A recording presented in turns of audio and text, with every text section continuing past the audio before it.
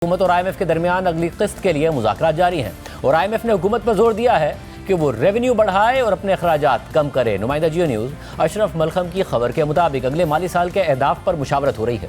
IMF को बताया गया कि अगले माली साल टैक्स रेवेन्यू का हदफ 15,000 अरब रुपए से ज़्यादा रखने की तजवीज़ है।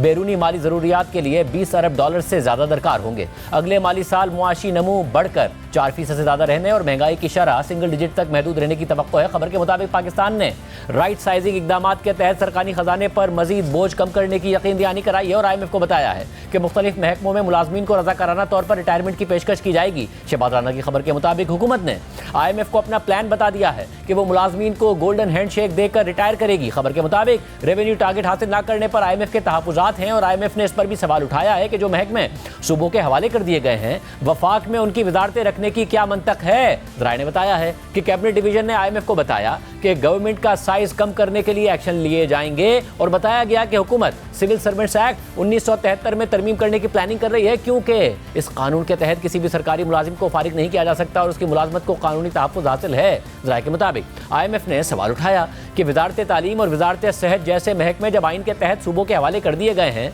तो फिर वफाक में ये वजारतें क्यों हैं। दिलचस्प बात यह है कि वज़ीर आज़म शहबाज शरीफ ने मजीद वज़रा और वज़राए मुमलिकत भर्ती करके अपनी काबीना का साइज 50 से ऊपर पहुंचा दिया है। सिर्फ वजारत दाखिला को 3 अशखास चला रहे हैं। मोहसिन नकवी वज़ीर दाखिला, तलाल चौधरी वज़ीर मुमलिकत बराए दाखिला और परवेज़ खटक मुशीर दाखिला हैं। इसी तरह सेहत का शोबा सूबों के पास है, मगर इस महकमे में भी वज़ीर और वज़ीर मुमलिकत लगा दिए गए हैं। मुस्तफ़ा कमाल वफाकी वज़ीर सेहत हैं और मुख्तार अहमद मलिक वज़ीर मुमलिकत बराए सेहत हैं। जबकि जंग उर्द न्यूज़ में मेहताब हैदर की खबर के मुताबिक IMF ने सूबों की जानिब से एग्रीकल्चर इनकम टैक्स इकट्ठा करने पर नरमी दिखाई है और इस बात का इम्कान है कि अगले माली साल में 1 जुलाई से सूबों को एग्रीकल्चर इनकम टैक्स का टारगेट देते हुए माजी से इस्तिस्ना दे दिया जाए। IMF ने इस हवाले से सूबों से प्लान की तफसीलात मांगी हैं। मारूफ माहिर मईशत डॉक्टर हफीज पाशा के मुताबिक सूबों से एग्रीकल्चर इनकम टैक्स की मद में रेवेन्यू इकट्ठा करने का 880 अरब रुपए का पोटेंशियल मौजूद है। दूसरी जानिब हुकूमत ने सोलर बिजली के सारिफीन के हवाले से अहम फैसला किया है। इक्तिसादी राब्ता कमेटी का इजलास वज़ीर ख़ज़ाना मोहम्मद औरंगज़ेब की सरबराही में हुआ है और इजलास के एलामिया के मुताबिक